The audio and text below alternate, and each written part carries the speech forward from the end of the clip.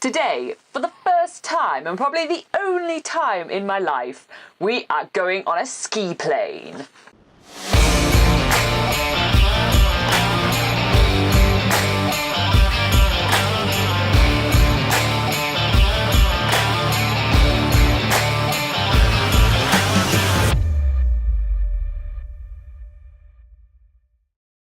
'Today is a pretty awesome day as we are heading to the Mount Cook airport once more because we are going to fly up to the Tasman Glacier and actually land on the glacier with a plane. It's called a ski plane and I'm stoked about it. As soon as we arrive in the middle of the Mount Cook airport, we are seeing a hugely busy airport. There are people after people going on awesome experiences all around the area and we are one of them.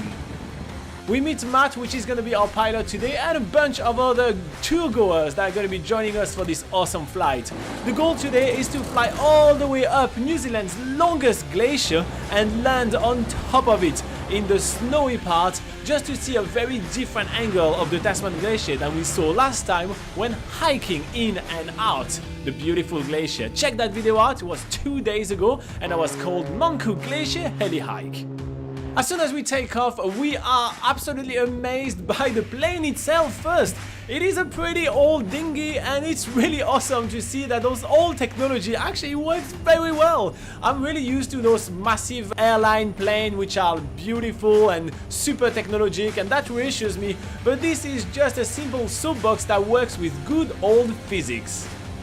There's no need for a fancy plane when the views are that good. We are following the whole length of the Tasman Glacier, which is actually New Zealand's longest glacier at 23 kilometers long.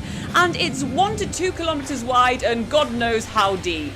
And we're getting such awesome views of the glacier, which looks like a super long and straight white river below us. And another really striking thing about this flight is actually how close we're getting to the mountains. We're sort of flying alongside the mountains, not really over the top of them, so this is such a real surreal feeling. But then we notice that we are actually getting closer to the ground, the mountains are towering above us, and this means that we are finally coming into landing onto the Tasman Glacier, onto the snowfields.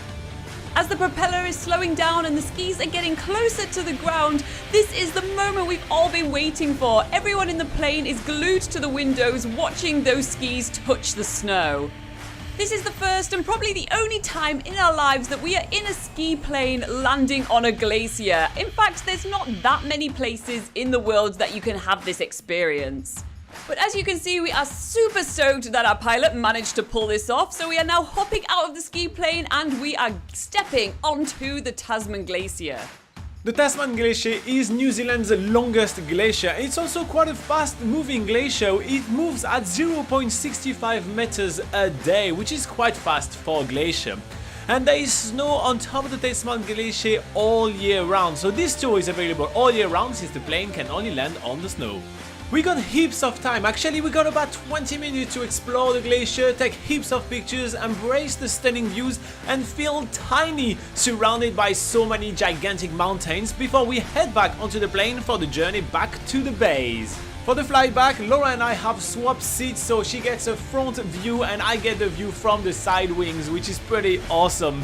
The takeoff is a bit of an unreal experience as the plane is starting to speed really fast on the snow before finally taking off. I don't know if the wheels were actually moving or the plane was just sliding downhill, and at some point it finally took off.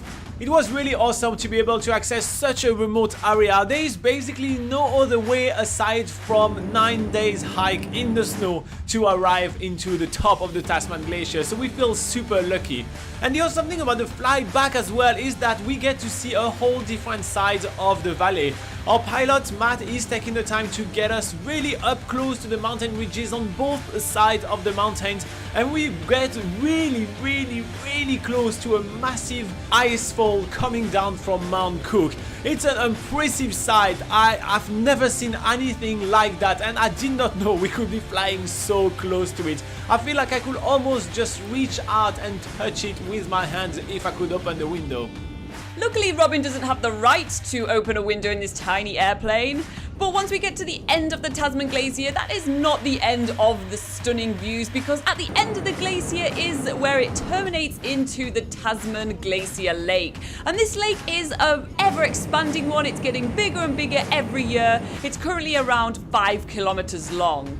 It features loads of different icebergs which are broken off from the glacier, and from up here they just look like little white dots in the lake, but if you get close up to them, they're actually massive. Another really awesome feature to see from the sky is the braided rivers making their way into Lake Pukaki. And once we see this sort of scenery, that means that we're actually coming closer to the Mount Cook airport. So now it's time for us to do our final landing of today. Admittedly, it's not as exciting as landing in the snow, but it's still pretty cool. It was an absolutely amazing experience to fly in such an amazing area. We got a bird's eye view on some of the most prestigious and pristine landscape of the country, and this really makes us want to do it even more. So tomorrow we are gonna hop onto another flight to do a 360 loop around beautiful Mount Cook. I know that we're about to land. He's putting the skis down on the plane, and it is not a system where you push a button, it's like nope, it's and the skis slowly go down. It is pretty impressive, or basic it is.